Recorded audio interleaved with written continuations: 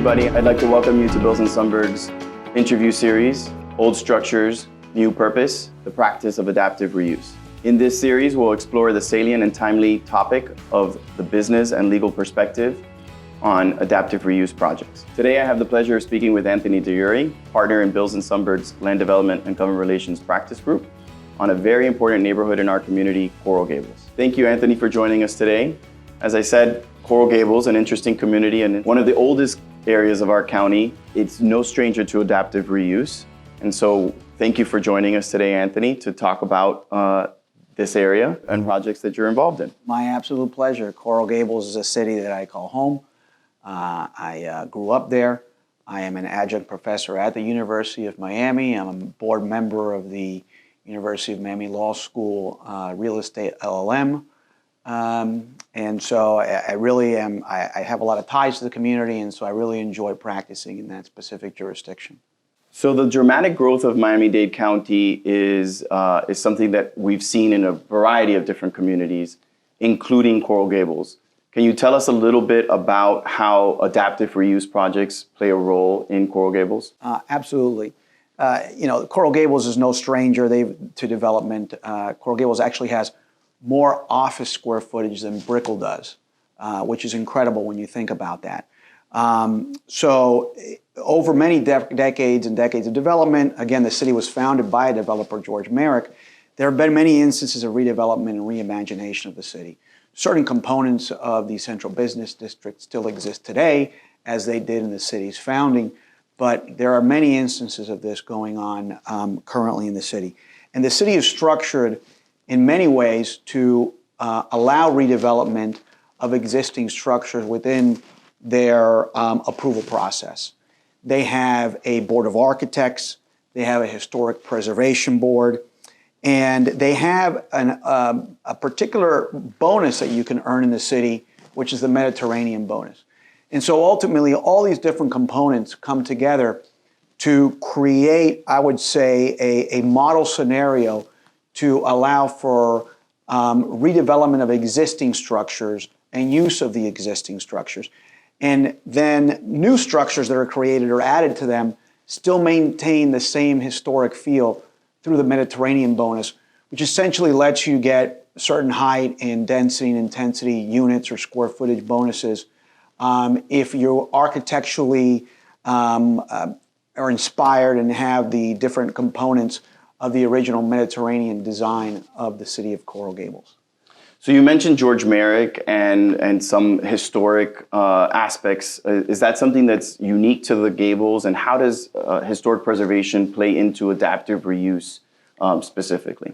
So the historic preservation is not unique specifically to Coral Gables. Almost every jurisdiction has some review from a historic component, but Coral Gables itself has many different instances of original Mediterranean design, Mediterranean revival that tried to emulate it in the 1980s. And the city saw a need to create something that was more true to the original Mediterranean design of George Merrick. And this process has gone on through different versions of the zoning code, and now most recently referencing specific examples like in the code, such as the Biltmore Hotel, the Colonnade Hotel, City Hall itself. And so when new projects are brought to the city, we try to tie in a lot of the architectural themes. The colonnades, for example, are very unique to the Mediterranean design. And the different facades that go back to the Mediterranean design. We try to tie them all together in a newer project, but hearkening back to the Mediterranean design bonuses.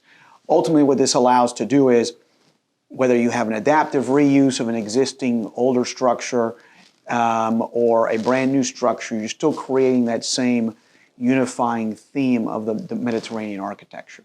So what are some of the ongoing adaptive reuse projects in the Gables that would provide some helpful lessons for developers as they process applications? Sure. One of the favorite ones that I have that I got to work on for a client of mine was 120 Giralda, which was the old Church of Scientology. It was the Church of Scientology for decades and decades and decades. And prior to that, when we pulled the county records, it was actually an office for Dow Chemicals way back in the 1950s. I mean, you should see the photographs of it's like a time warp with a Dow Chemicals sign outside. You'd think it was a tourist picture from somewhere in Cuba with the 1950 vehicles. So that particular project was also unique because it also involved the city closing off Giralda and making it a strictly pedestrian thoroughfare.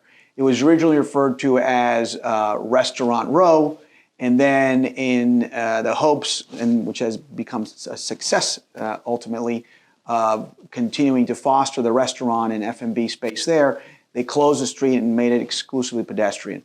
So our clients bought the Church of Scientology, which is unique in Coral Gables because they had a significant amount of storefront, which was probably at least 100 feet, and they also had a nice clear height inside.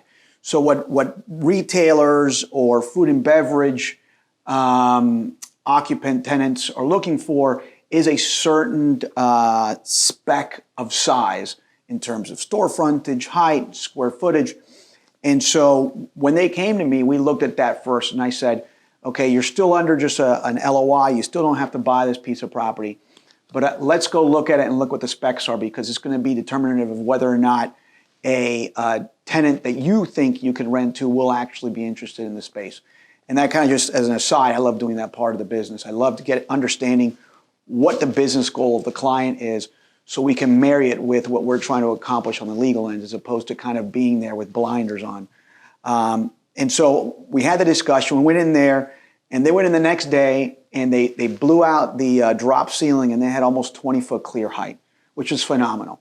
And so ultimately we went in there and told the city, we want to create separate bays, we want to come in with food and beverage concepts in here, and we also want to activate the rooftop because we were overlooking the pedestrian Giralda area.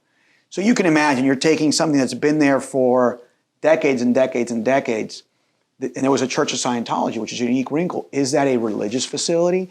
Was it really an office building? We had to go and jump through a lot of those hoops. How does that really factor in for the client? Impact fees.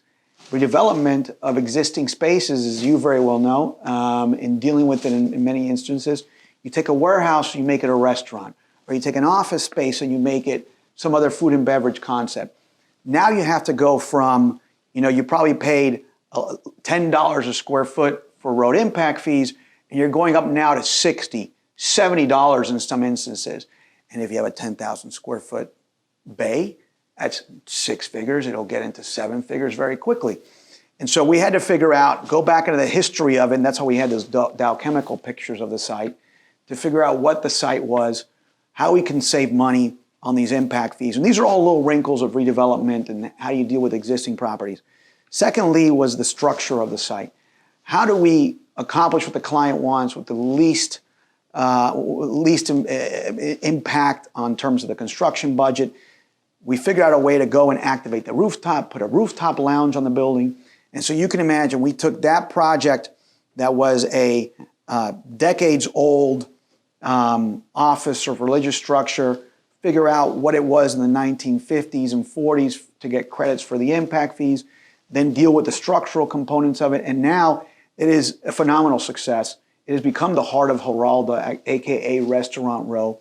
They have a Koyo Taco in there. They have, I think it's Simpler Spring Greens, a phenomenal concept. They are doing a launch of the rooftop lounge and event space in the coming weeks, along with new restaurants that are coming into the space. So it really has become the poster child in Coral Gables for a successful adaptive reuse of a particular space. So you've talked about some truly transformative projects. Does the City of Coral Gables have a unique take or a unique spin on adaptive reuse as compared to perhaps other municipalities? Well, what's unique to Coral Gables is also timing, because they just passed a new zoning code. And this new zoning code in particular has a subsection that deals with Miracle Mile. Miracle Mile is the main thoroughfare of the city within the central business district. And what the new code allows on Miracle Mile is development of the particular sites without having to bring in a minimum parking requirement. Why is this significant? Because as we discussed, when you take a use like office or warehouse or a retail, we call dry retail, selling clothes, and you make it a food and beverage concept, and you're getting a theme here, right? Adaptive reuse, food and beverage.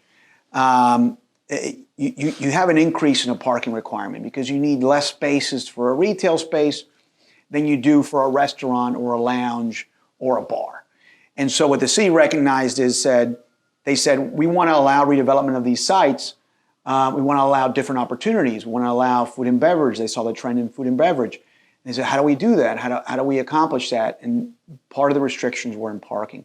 So now you don't have to park Miracle Mile if you redevelop these sites. They also allow that for historic properties of a certain age. You can go and change the use within the building, and as long as you don't expand the floor area by a certain percentage, they will allow you to bring in a new use and not have a parking requirement increase. That is something that would apply citywide. And that's something actually we did we've done in a couple of different instances where, again, you look at your existing square footage, we want to just change the use on the inside. We're going to go from dry retail to restaurant perhaps. All right, as long as that building's been there from X date and you're not expanding the square footage, we're not going to require you to have a parking requirement increase. And then now in Miracle Mile, across the board on Miracle Mile, they now allow you to redevelop the sites without having a minimum parking requirement. So that's probably one of the other big considerations you have to take into account as you change the use and adaptive reuse of these sites. How does parking impact that? And that's the approach the Gables have taken on that particular issue. So what do you think is on the horizon for Coral Gables development within this space? I would say that with the advent of the new zoning code, what you're going to see is an opportunity for more mixed-use development. The code was streamlined to reduce the number of steps that you need to have a mixed-use project approved. As I said, the city has more office square footage than Brickell does. So in terms of traffic and increase in the pedestrian activity within the central business district, what you need now are residences and then the ground floor retail to go along with those residences. You don't necessarily need as much office. And so the city recognized that and passed the new zoning code so they can streamline the process to create more opportunities for mixed-use development. Ultimately, the goal is, now we have these millions and millions of square feet of office. We don't have that much residential within the CBD. So with the increase of this residential, we're going to create this work, live, play atmosphere within a very walkable distance within the CBD. I also think the opportunities will be within the public-private P3 space with the city, where the city has a number of properties that need updating, they need infrastructure, but given COVID in particular and constraints on budget, it's not like they're necessarily clamoring to go spend all this money. The City of Coral Gables has a triple AAA bond rating, and they are very proud of that. And so I think we're looking for opportunities now where they can look at the private sector, not sacrifice their bond rating, understand that their revenues will come back eventually, but look to the private sector to help them redevelop some of the infrastructure they have, older parking garages perhaps, older surface lots perhaps. Those are opportunities where the private side is interested in pipeline to develop new projects or maybe redevelop an infrastructure that was existing there and provide something new for the city, but without the taxpayers having to foot the entire bill. Anthony, thank you very much for joining us today. We covered a lot of territory today on Coral Gables and adaptive reuse projects, and we look forward to the next episode, Old Structures, New Purpose, Mastering the Practice of Adaptive Reuse.